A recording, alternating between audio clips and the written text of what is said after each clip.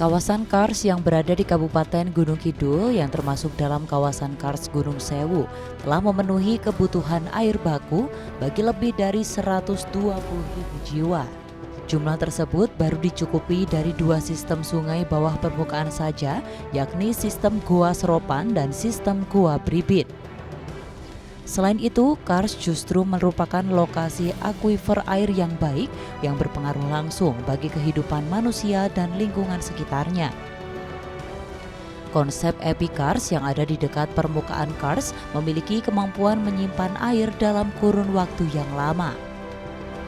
Justru, pemerintah Kabupaten Gunung Kidul telah melayangkan surat kepada Gubernur DIY yang berisikan untuk mendapatkan persetujuan terhadap pengurangan kawasan Kars di Gunung Kidul. Hal tersebut tentu menuai kritikan dari warga setempat. Terhadap rencana pengurangan kawasan Kars yang hari ini diajukan oleh pemerintah Gunung Kidul, pengurangan yang hampir 50%, miris sungguh. Karena kami punya pengalaman empirik bahwa Kars merupakan penahan air yang ada di Gunung Kidul. Jadi kalau Kars dikurangi tentu air akan sangat berkurang, sangat terdampak. Anak cucu kita tentu akan menerima dampak ini. Belum lagi bahwa Kars merupakan penjaga habitat atau penyeimbang ekosistem yang ada di Gunung Kidul. Sehingga kami miris, kami sedih mendengar ini.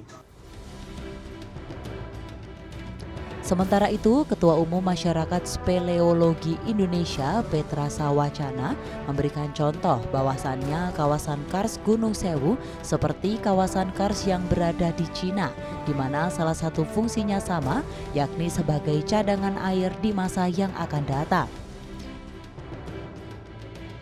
Ketika itu tidak ada status hukum, potensi eksploitasi bentang lahan itu sangat masif. Karena apa?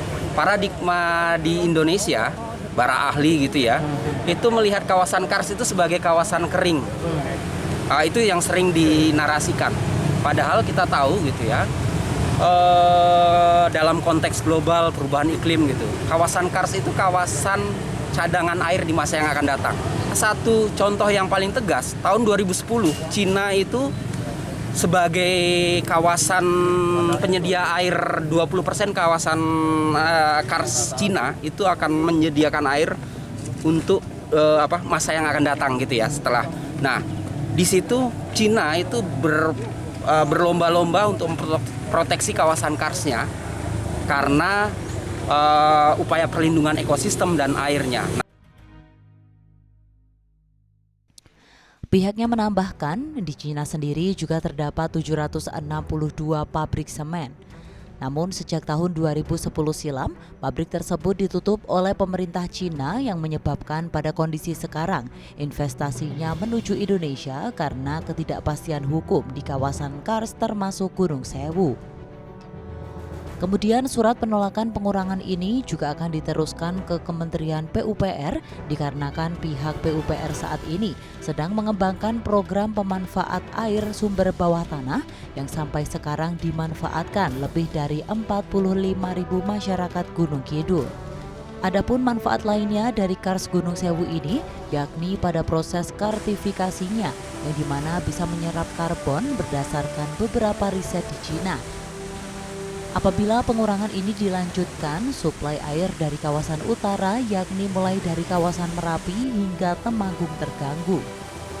Sehingga Kars ini merupakan satu-satunya potensi Gunung Sewu yang bisa menyuplai kebutuhan air sebagian besar di wilayah Yogyakarta.